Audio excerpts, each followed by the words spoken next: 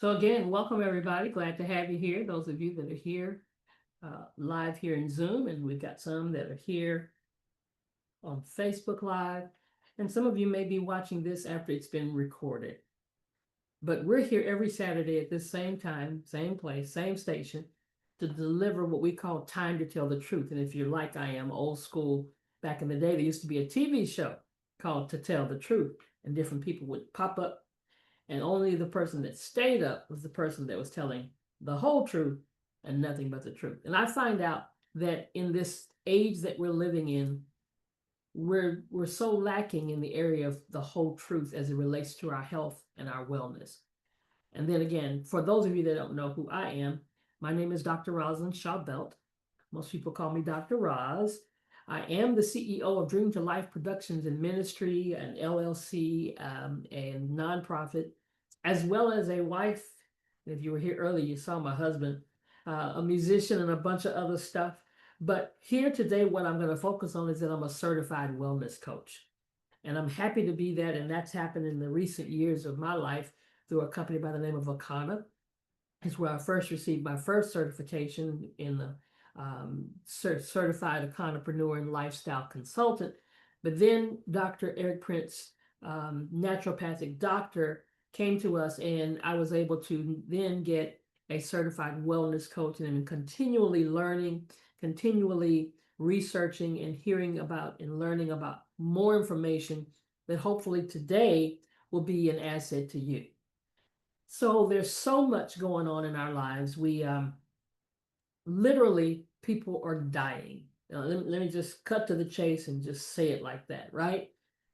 And when I see the statistics constantly going up on different aspects of our lives, whether it's cancer, whether it's diabetes, whether it's chronic issues that people have been having for a long time, whether it's whatever it is, it makes me have to think back why. Okay, because I'm of the mindset that my grandparents and great grandparents did not have all these labels of sicknesses that many of us have today. And I was just sharing this with my husband. There's been a transition. There's been a transition of education, technology, automation. And some of these transitions just were literally not good for us, because my great grandparents grew everything in the backyard. They, had the hogs and the chickens and the stuff, and they would get their meat and they would put it in the smokehouse, and then they had to eat it quickly because it couldn't stay in there long because there was no such thing as refrigeration like we have today. So many things. The soil was different. They grew it, but now there's so many things being put in our soils. And over our lifetime, we've seen things change to the point of so much artificial stuff. So that's why today I'm going to talk about the artificial coloring. And I'm calling it Color Me Sick. Color Me Sick. And because that's literally what's happening. And it's starting as early as our children. Think your breakfast cereal is just sugar and crunch? Think again. It's got a secret color palette. Artificial food colors sound fancy, but they're really just synthetic dyes. Yep, made from petroleum or coal tar. We're basically eating a science experiment every time we grab a neon blue cupcake. Join the Time to Tell the Truth series at 3 p.m. Central, 4 p.m. Eastern, 1 p.m. Pacific Time. The topic is Color Me Sick, the hidden dangers in your food. Go to www.zoomabrandnewme.com. Let's break down the usual suspects. Red 40 makes candies and sports drinks pop. Yellow 5 sneaks into your mac and cheese and pickles, while Yellow 6 brings an orange glow to baked goods and sausages. Blue 1 and 2? They're the reason your ice pops and cotton candy look like something out of a cartoon. Sure, these colors make food look more fun, but studies suggest they might mess with our health. Think hyperactivity, allergies, or worse. So next time you're tempted by a rainbow treat, flip that package over and check the label. Sometimes the duller snack is actually the smarter snack. Eat smart, stay colorful, but naturally. See you at 3 p.m. Central, 4 p.m. Eastern, 1 p.m. Pacific Time. Go to www.zoomabrandnewme.com. So we are here. So I'm going to have to say up front, don't shoot the messenger. Because I promise you, we're going to hear some stuff today that's going to make us say, oh, man, Oh, you can't be telling me that, because see, there's some hidden dangers of all this artificial colors. I need you to think about it. There's a reason cancer is gone through the roof. There's a reason Alzheimer, dementia is in every household. There's a reason that in our communities, 1 in 5 people are suffering with diabetes. There is a reason that more women today are dealing with tumors. So there's a reason. And there's so many hidden dangers that they're not telling us about. So it's time to tell the truth. Every day, literally every day, we consume and we use products containing synthetic dyes without realizing their potential impacts our own health. This presentation reveals what artificial colors are, where they hide, and why we should be concerned about their presence in our daily lives. And as you often hear me say, if you've ever watched any of these videos, I'm not talking about things that you have to completely never, ever, ever have. It's not what you do some of the time. It's what you do most of the time. And so many of the things we do day after day, week after week, month after month. We don't do them once in a while. So let's talk about artificial colors first. What are they? So artificial food colorings are like synthetic dyes. They're derived from petroleum or coal tar, the same substance used to make asphalt and fuel our vehicles. These chemical compounds are added to thousands of products to make them more visually appealing, creating brighter, more consistent colors than natural alternatives. Unlike natural colorings, yes, there are some natural colorings, beets, turmeric, and so many more. But artificial colorings have absolutely no nutritional value, and they serve purely for cosmetic purposes. I want to remind you that I said these compounds are added to thousands of products to make them more visually appealing. So where do they hide? They hide in food, they hide in beverages, they hide in our medication and our supplements, they hide in our personal care products. Every time you're eating some candy and you're eating some sports drinks and sodas and cereals and flavored yogurt, yep, I got it. I hear you already. And I ain't even got started yet. Ice cream, chips, baked goods, even healthy products like vitamin waters, children's medication, cough syrups, pain relievers, prescription pills, vitamin gummies, and protein powders. Toothpaste, mouthwash, shampoo, soap, cosmetics, deodorants, and even products marketed as natural. Now, I know in a minute, if you haven't already, you're going to say, okay, well, what do I do? What do I eat? What do I drink? What do I use? Well, that's why we got to start looking at the labels and finding there are things out there that are natural, guys. The most common artificial dyes, the most common ones are the Red 40. It's in our candy, our sodas, our cereals. I was just telling somebody I used to love the Skittles. All of the colors were there in the Skittles. And the Now and Laters, remember that back in the day? Yeah, Yellow 5. It's in your mac and cheese. Oh my God.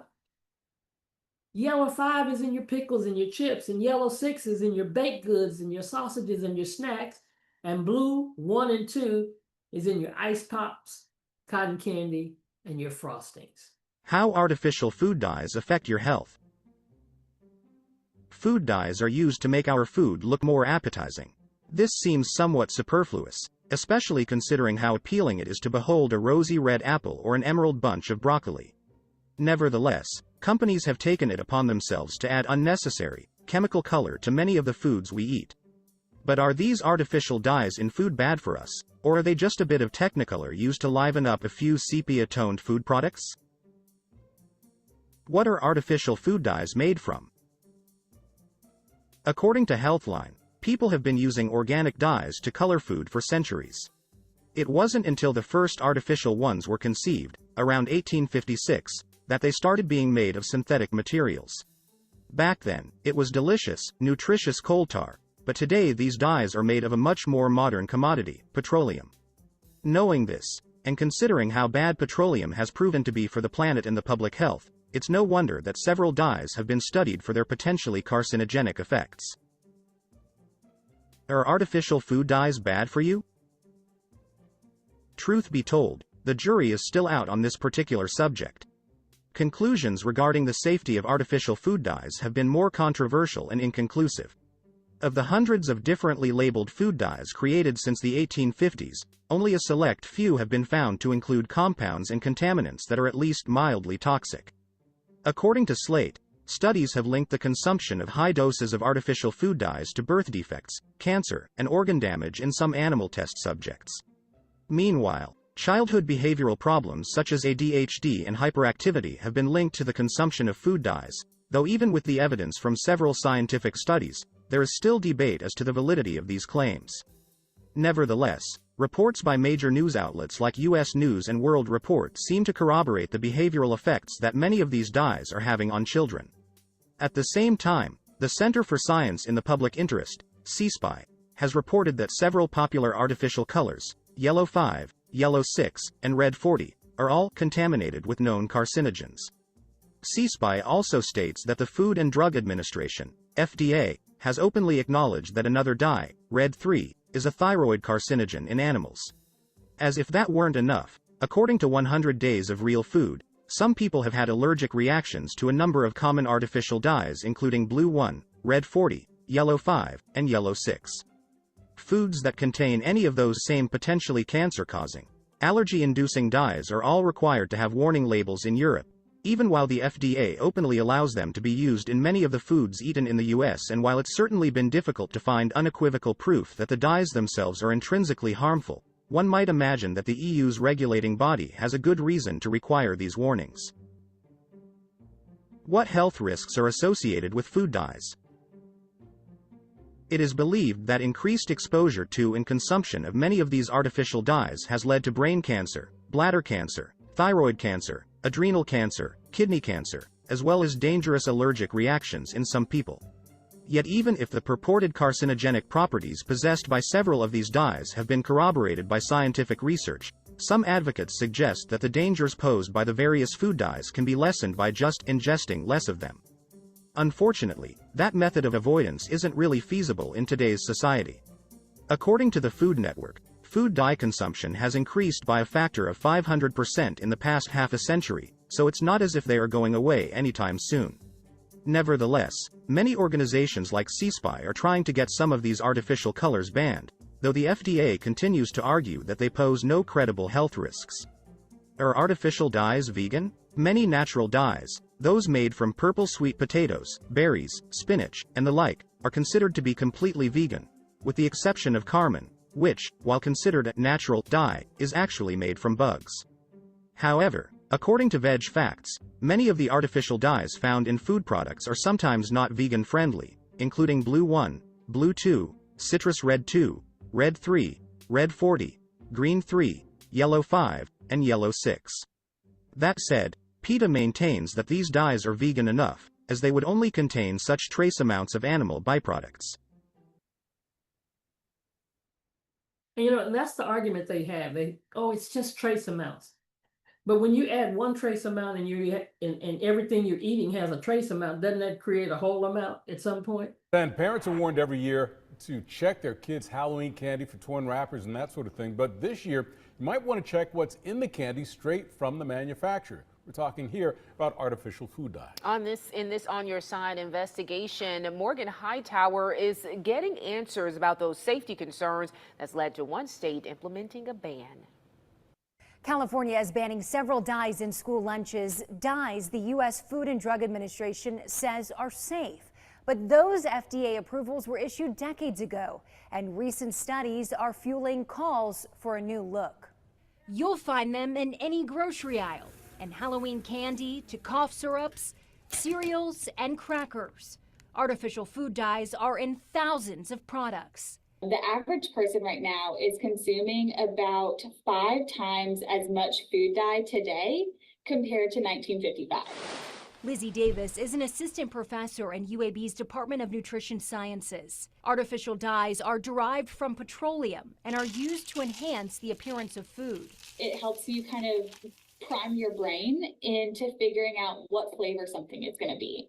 So yellow is typically lemon, or red is typically cherry, that sort of thing. But what else do they do?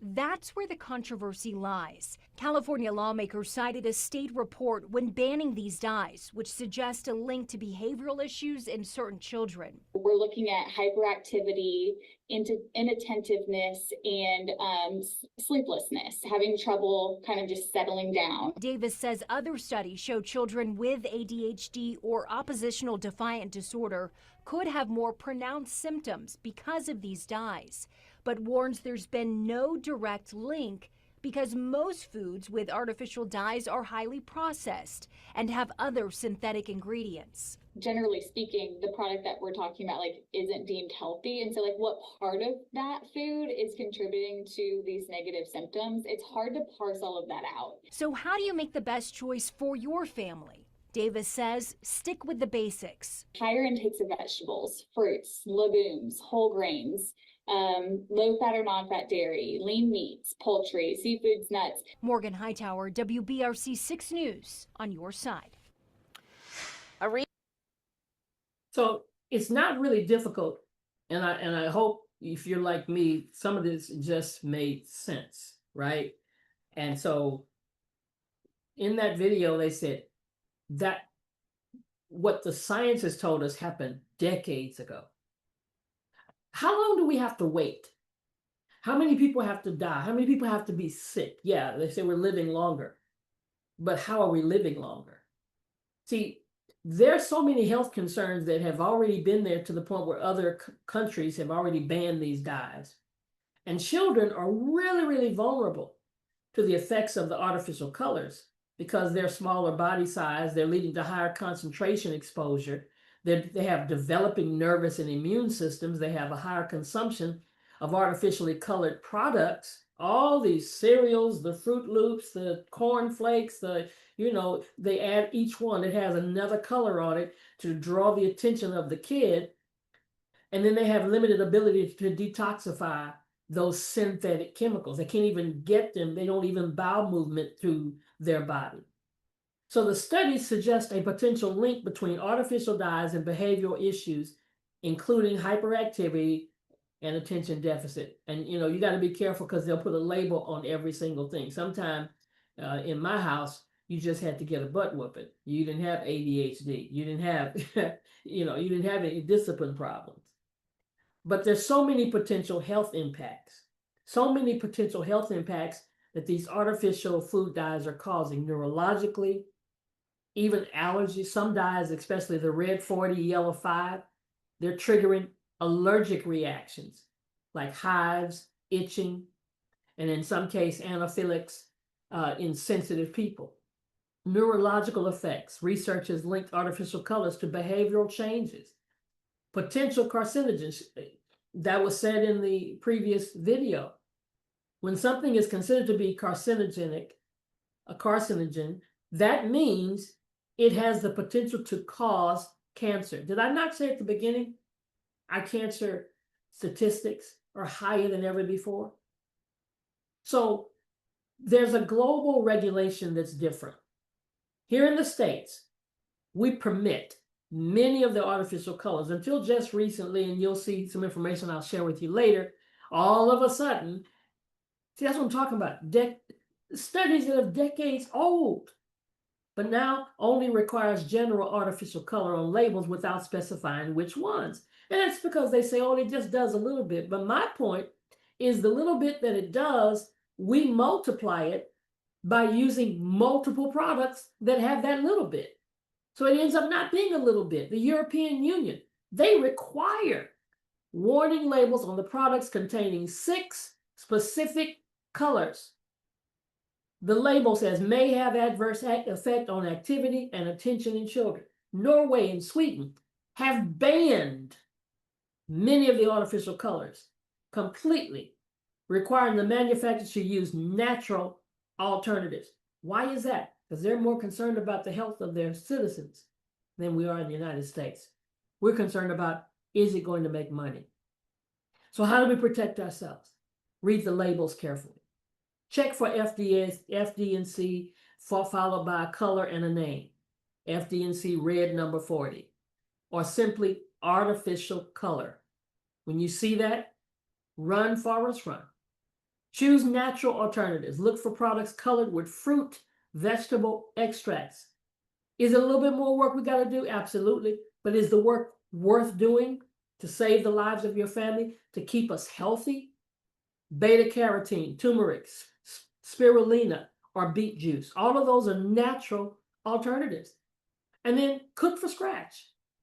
That's another reason why we have the sicknesses that because we're so busy and we're so active and we don't have anybody cooking for us, or we're not cooking for ourselves. We don't want to do it. I understand. I get it. But that's what our grandparents did. They made a meal. They cooked from scratch. Yeah, it took a little bit longer. The best way to avoid artificial colors is prepare it yourself, because now you know what you're putting in it. Other countries have banned artificial dyes in food, and soon the U.S. will follow suit. But figuring out if something has added dyes isn't as simple as checking the label. As West Show's Sana Kadange explains, food dye can get past even the savviest label checker. Bright colors are the trademark of a well-marketed product, whether it be a box of Fruit Loops or fruit itself. The more redder it is, the more you want it, like an apple. Priya Kuarlal is a mother of two and a thorough ingredient list reader. After I became a mom, I think I became a lot more aware. I was a big fan of Cheetos, especially the hot ones. But when I read what's inside of it, I took it out of our diet completely. Red is the most stimulating color for our appetites, according to research by Frontiers in Psychology. And children are especially attracted to brightly colored food. Cereal box evolutions show how color became integral in its appeal. Now with ingredients like red number 40, yellow number 5, and blue number 1. Before you even go to the grocery store, just spend a little bit of time educating yourself. There are 9 synthetic food dyes currently approved by the FDA. These are things that are non-nutritive, so they don't add anything of like substance to foods. They're typically made from petroleum. There have been links to hyperactivity or hyperactive behavior in children. And this is kind of the end of where our recent research lies. While no randomized studies have been done on humans yet, Dr. Kapoor says a study done on rats in the 1980s showed a link between red dye number 3 and potentially cancer-causing thyroid polyps. There was a clause actually called the Delaney Clause by the FDA. And it basically said, if anything shows that it can cause cancer in animals, then we must also take it out of our foods. What's most interesting is this was banned in cosmetics in 1990s, but then nothing much happened until now. And really, I think the reason behind that is there's a lot of challenges, right? Removing all of these additives in our foods takes an insurmountable amount of money, changes in manufacturing. The FDA is calling on companies to phase out all artificial dyes, including red dye number 3, by the end of next year. But with the additives likely to remain on store shelves for now, what can you do to make the best choice for your family? Nutrition labels can be sometimes tricky to read, even for someone like me. So reading the nutrition label and seeing that it might say red dye 3 or it might say erythrocene, and knowing that those two are the same thing, and knowing to eliminate these items. Those 9 artificial food dyes may not be so easy to spot if you aren't familiar with their other names. But Dr. Kapoor says it's also important to remember moderation is key. Eating something one time or the cake at a birthday party, that's not going to be the thing that causes harm to your kid, but it's the accumulation of these things over time. If it's too long and it looks really hard to read, we don't get it. Now, a lot of these artificial food dyes have already been restricted in other countries for years. Red 40 is banned in Austria and Norway, and since 2010, the Food Standards Agency in the UK requires food with dyes to come with a warning label. This is a soda found in Scotland, and you can see it reads, may have an adverse effect on activity and attention in children. Sana Kadange, WESH 2 News. Well, how long do we wait? How long do we wait until we wake up and take control of our own You will lives? never believe how Red 40 is made. In 1856, Henry Perkin, a British chemist, made a mistake. Trying to make a treatment for malaria, he invented a synthetic food dye. But but you will never believe what he used. You would never guess the material used to give color to our foods. Did you know that there was a time when you could drink black water, sip on clear Pepsi, and even slather pink butter or green ketchup on your food? Today, 90% of sodas contain artificial colors. What are they using? How is Red 40 exactly made? Is it dangerous?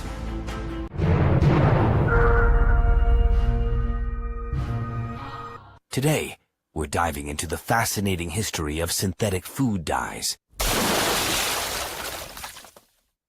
Food coloring has a long history, with evidence suggesting its use dating back to 1500 BC in Egyptian cities. Ancient candy makers used natural extracts and wine to enhance the appearance of their products.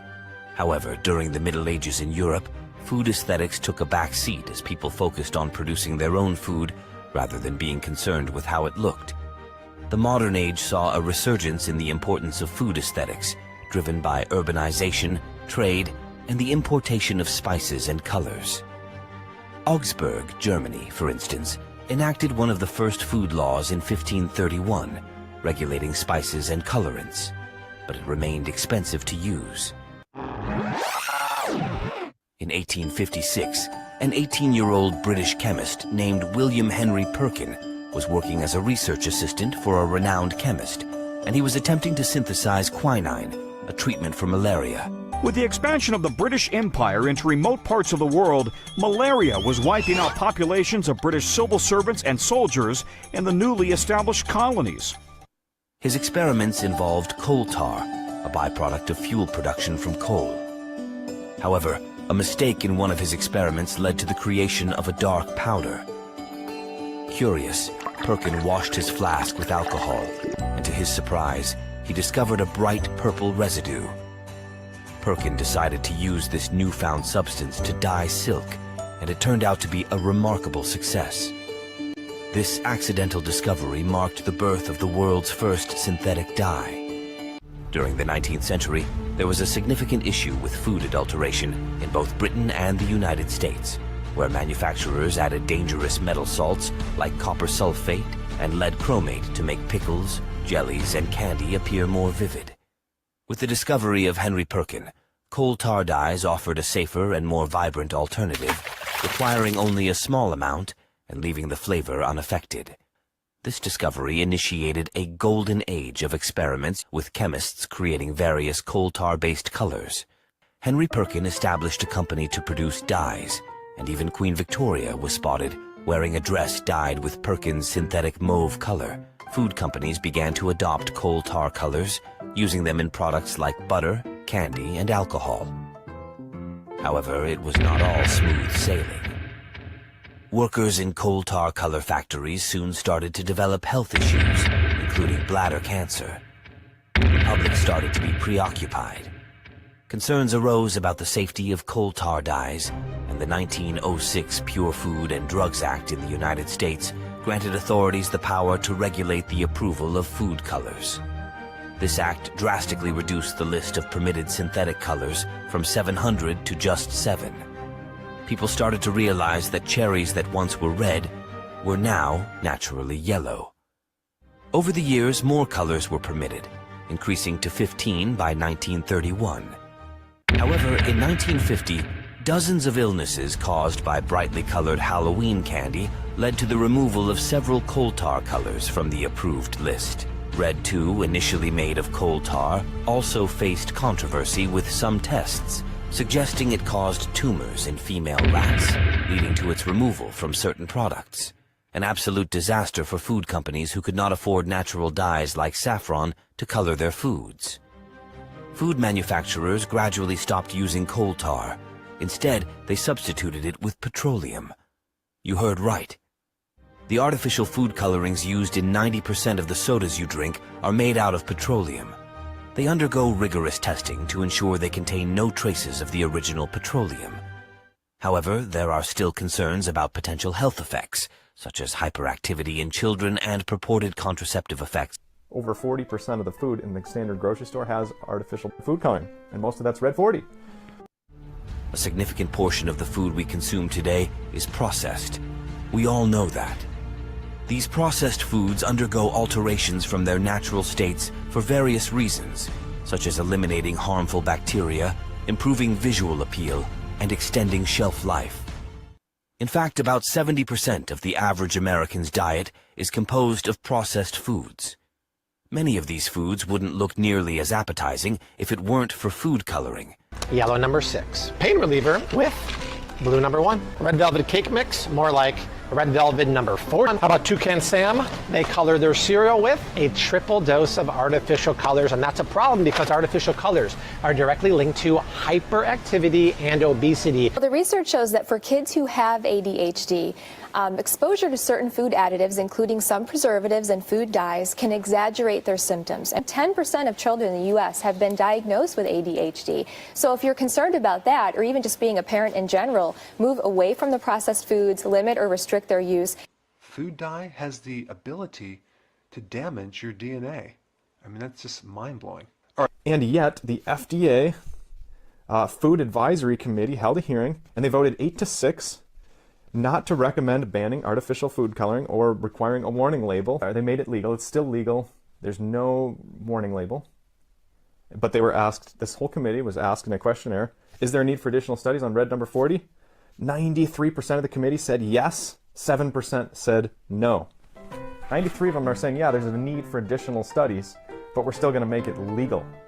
All right, we're still going to have it. And that's kind of one of the issues in our culture in America, is that we legalize these chemicals and then we wait until the data starts coming in, just pouring in. We wait until the floodgates are opened with the data.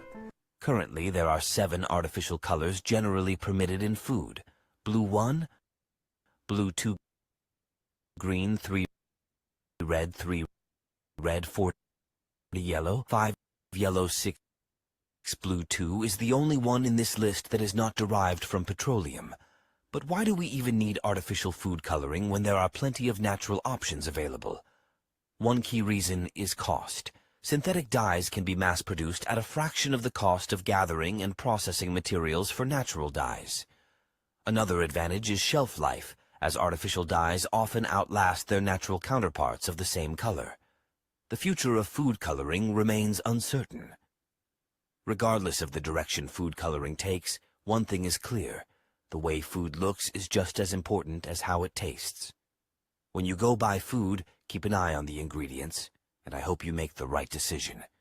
What are your thoughts about today's video? Did you know about the key component of food dyes?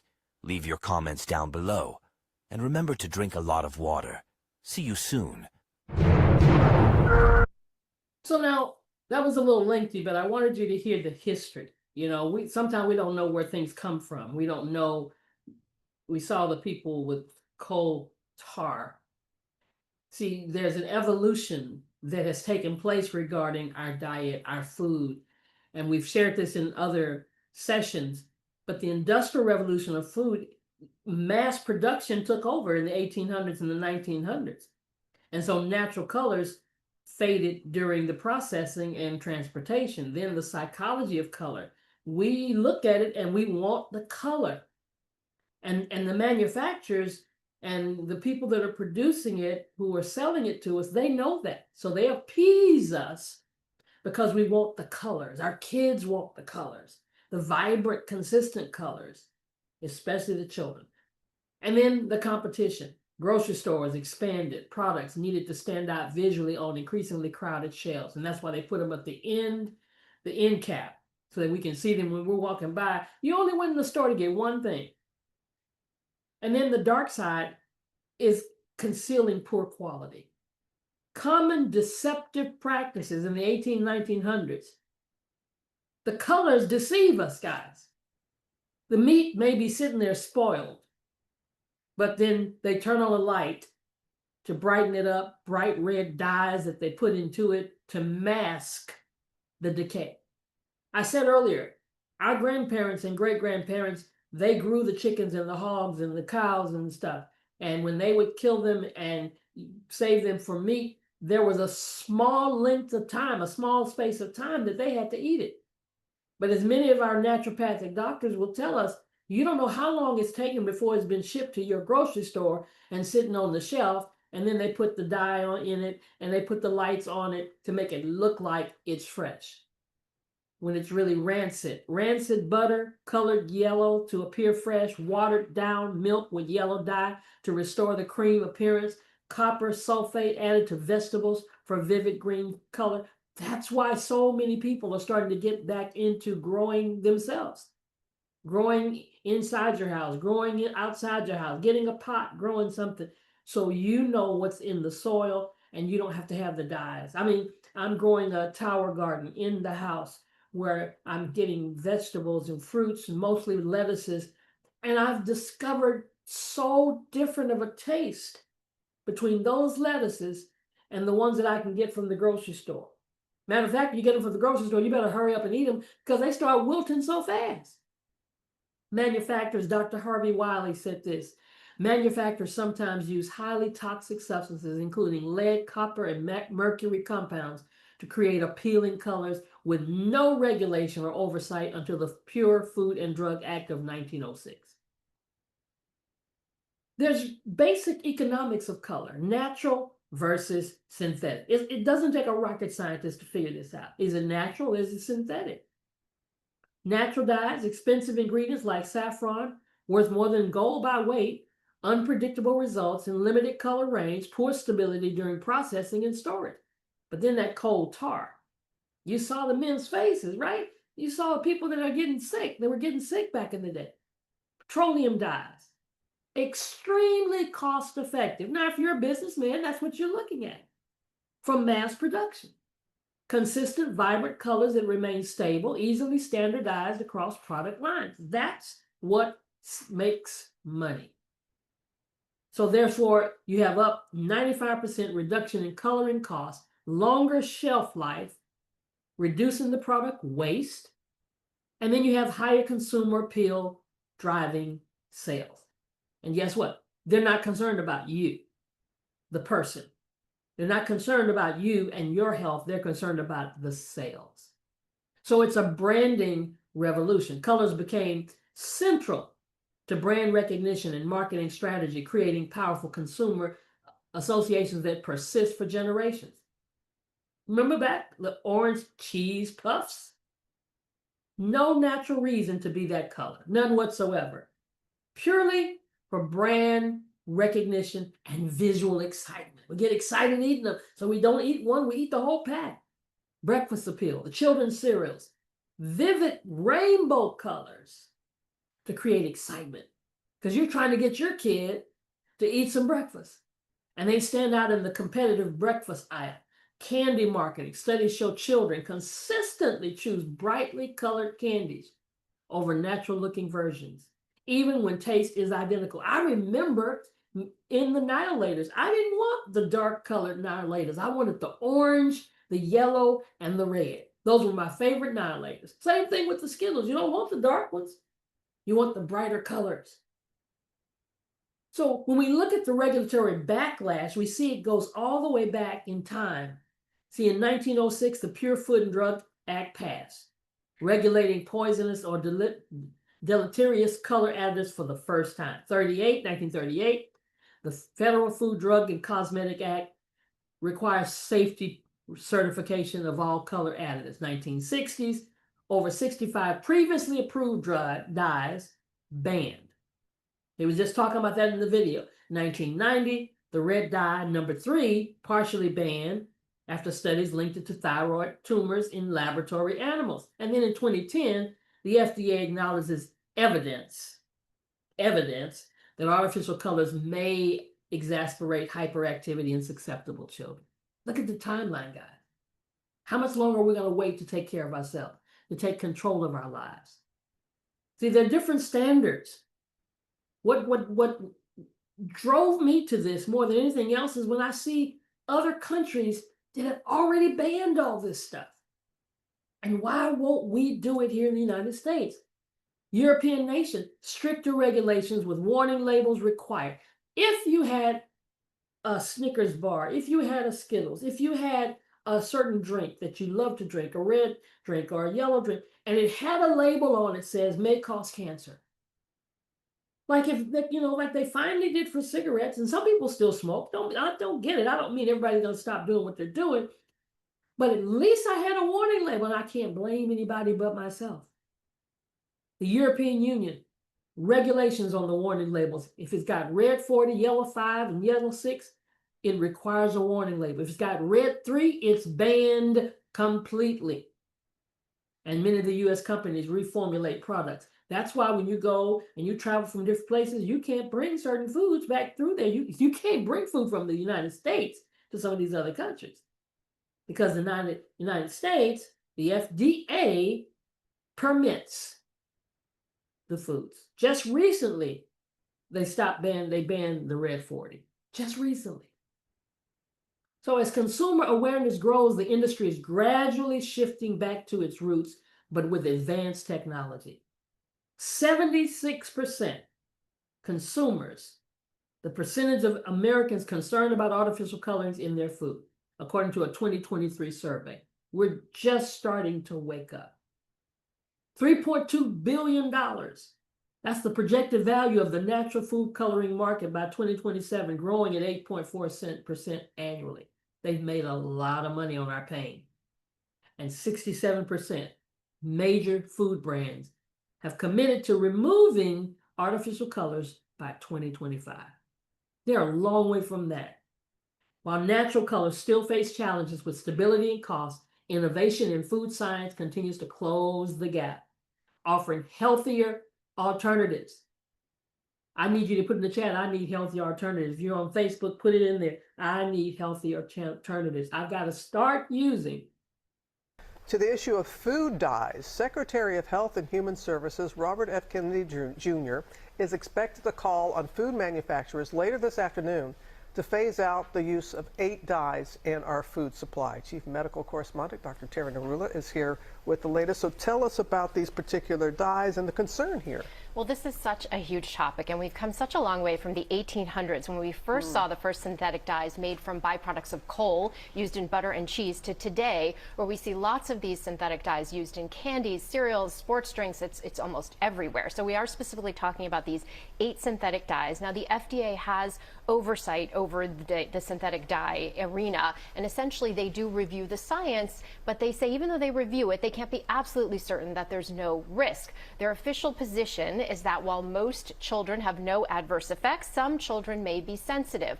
The big problem here is that we just don't have the research. The research is old, it's mostly in animals, we haven't done post-market research, and we just don't invest in nutrition science or research in general. So what do we know from the research? We know that there are animal studies linking some of these dyes to cancer, and there are human studies linking some of these dyes to hyperactivity, neurologic, and behavioral issues in kids, and then some studies showing issues with inflammatory bowel disease and allergies. So what has the government done so far, and what can people do to protect themselves? Well, we just heard in January that the FDA basically removed red dye number 3, and companies will have until 2027 to take them out of foods and until 2028 to take it out of medicines. We've seen a lot of states really step forward. We've seen California be a leader in this in terms of taking 6 dyes out of public school lunches. West Virginia also leading in this case. We've seen other countries put bans on some of these dyes, or even warning labels in the EU on 3 of these synthetic dyes, saying that they can be linked to attention issues in children. And then we've seen companies start to make changes. So, for example, some of the products that are used abroad use natural dyes. Those same companies are making those products here with the artificial dyes. So what does this tell us? This tells us that the ability to make these changes, that this is feasible, it can be done, and that this is really the direction that we are heading. And so what can you do as a consumer? You can read the labels, right, and look for anything that says dye number something. You can buy organic. You can use whole foods. A lot of this is really more in those ultra-processed or processed foods. And there are brands that specialize in no dyes. And we've seen previous administrations take steps where dyes are concerned, haven't we? We have. Well, I mean, the Biden administration was the one that essentially kind of pushed to get the red dye number 3 out. But I think, you know, most people are not going to argue this, right? There's no value nutritionally to any of these dyes. And there is a potential, at least from the research, for some harm. And you can use natural dyes. So, for example, we just had Easter. You can actually make Easter eggs with, you know, turmeric and cabbage and carrots, right? So you can do it. It's being done. We just have to kind of take that The next step. old-fashioned way. The old-fashioned way. Thank you, Dr. Narula. Anybody remember? It was a big thing, right? Easter eggs. Yeah, you did the dyes. You taught the kids how to do the dyes without an understanding, without any clarity. And as she said, they don't even invest in the research. Why? Because they're going to lose money. Disuse health officials announced plans to phase out 8 artificial dyes from our food supply. Fox 8's Richard Jacobus explains which products are being targeted and how they're being replaced. From grocery store aisles to the candy counter, colorful food on shelves have been appealing to kids of all ages for decades. But for anyone trying to avoid colorful cereals and gummy bears without many healthy alternatives, they sometimes have no choice. But that's about to change. If they want to eat petroleum, they ought to add it themselves at home. But they shouldn't be feeding it to the rest of us. Health and Human Services Secretary Robert F. Kennedy Jr. making a promise that he would crack down on colorful additives in food. As part of his Make America Healthy Again agenda, Kennedy, along with the newly confirmed head of the Food and Drug Administration, Marty Makary, kept a promise today announcing that by the end of 2026, the FDA will eliminate 8 commonly used petroleum-based synthetic food dyes from the U.S. food supply. For the last 50 years, American children have increasingly been living in a toxic soup of synthetic chemicals. The scientific community has conducted a number of studies raising concerns about the correlation between petroleum-based synthetic dyes and several health conditions. And it's not just the candy, like the jelly beans and the gummy bears, that contain these synthetic food dyes. Walk into any grocery store and down any grocery store aisle, whether it's cereal or baked goods, pick up a label, and you're bound to read the ingredients in fine red, blues, and yellows. But if RFK Jr. gets his way in 2 years, these shells will look a lot different. They're really just there to make the colors vibrant and supposedly appealing. Before President Trump took office, the FDA banned red dye number 3 after studies linked the dye to cancer in animals. Dr. Melissa Ring says there are healthy alternatives companies can use when dyeing food, like turmeric or carrot juice, ingredients that wouldn't be considered harmful to one's health. I think we're going to see a difference. I think there's no reason we shouldn't be able to do this. Richard Giacobas, Fox 5 News. And see, here's the thing. We think about it, and I'm thinking about my own childhood, thinking about the stuff I used to think. And I want you to think about your childhood, because it didn't happen when you were a child. We ate it when we were kids. But now as we're adults, and it's happening earlier, 20s, 30s, 40s, 50s, you see the 60 and 70-year-olds with cancer, with high blood pressure, with diabetes. It did not happen overnight. It happened over time. So, a matter of fact, I want you to put in the chat, tell me what your favorite stuff was that now that you know, had these food dyes in it, had all the colors. What was it you really, really liked that was red and yellow and that was green and blue? Put it in the chat. Earlier this week, the Federal Drug Administration said that it will ban the use of red dye number 3 in food because of its link to cancer in animals. As Fox 43's Anaya Falcon explains, though doctors feel it's a step in the right direction when it comes to food safety, there are many other synthetic dyes that are concerning. Fear of certain dyes in food has many people double-checking nutrition facts at the grocery store, trying to avoid items made with red 40, yellow 5, yellow 6, and blue dye number 1. The dyes are very scary when you consider the fact that in Europe they're not used at all. Why are they allowed in the United States? A question hundreds of people wanted an answer to as they protested at the Kellogg headquarters in Michigan late last year. The protesters were calling for the cereal giant to make good on their promise of removing artificial dyes from their cereals sold in the U.S. A York County mom of 3 says it worries her knowing there are unsafe ingredients in her kids' food. With my kids when they were really young, I didn't buy things with artificial coloring in them. As they've gotten older, it's gotten more difficult because certainly school and friends and going other places, they're introduced to more and different foods. And one Harrisburg mom and daycare provider says she feels defenseless when choosing items to put into her cart. They market it so well, like with the characters and stuff on the boxes, but then it's really not good. They need to be more transparent about the damages that it causes with the kids, because it's like the leading cause of like ADHD and autism, and I'm seeing it as a provider, I'm seeing it more in the kids. A national board certified health and wellness coach says the artificial food dyes also have a slew of other health effects like nerve, immune system, energy, and cancer causing effects. The first thing that I would tell parents is to read the food label and to look for dyes, look for preservatives like BHT, look for the sugar content. So then from there, cut out the breakfast cereals. Peterson says if a product does not contain dyes, watch out for bioengineered ingredients. It's cheaper to use dyes and it's more shelf stable. So the companies in the US can gain more profits. So in other countries, the consumers seem to be a little bit more aware. The FDA plans to ban red dye 3 in the U.S. for all products by 2028. And here in Pennsylvania, there are 2 bills that have been stuck in the House since last March, targeting toxic chemicals and food. But Peterson says parents have the power in their hands. When we feed them the right foods, they're going to have the energy, the strength to be able to perform and be their best, as well as in their later years, perform well at their job, to be able to have emotional regulation, to be able to live their best life without the pains of cancer and obesity and diabetes. Anaya Falcon, Fox 43 News.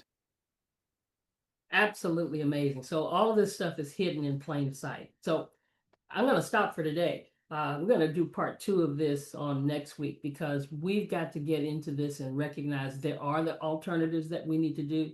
And it's just making me think over and over again about all the stuff I really did like when I was a kid. And then that's what's leading us on this journey that we're in with our poor health as we become adults. Now, of course, she says, you know, they talk about the ADHD and the all the different things that the kids are dealing with. But you know what I'm really concerned about is it starts there. And sometimes you don't see the effect of it because we're doing it every day, eating that particular thing every day, all the time, having those issues. We sometimes don't even see the results of it until we get into our adult days. So we've got to make the necessary changes so that we can see everything changing in our health and we can live a long time. Now, I mentioned, and I saw some of you drop some things in the chat saying these were the things you liked as a kid. Now, what I didn't ask you is what's the ones you like right now? So we got some stuff we really like right now, right? And so now we got to really take a look at our labels. Look for the red, yellow, green. And if it's purple, guess what? That means it's what you 2 colors make purple, right? Green, 2 colors together make that color, right? So we want to make sure that we take a look at it. So until next week, same time, we'll share part 2 of this and hopefully share this with somebody that you love, share this with somebody that you care about so that they can change their lives.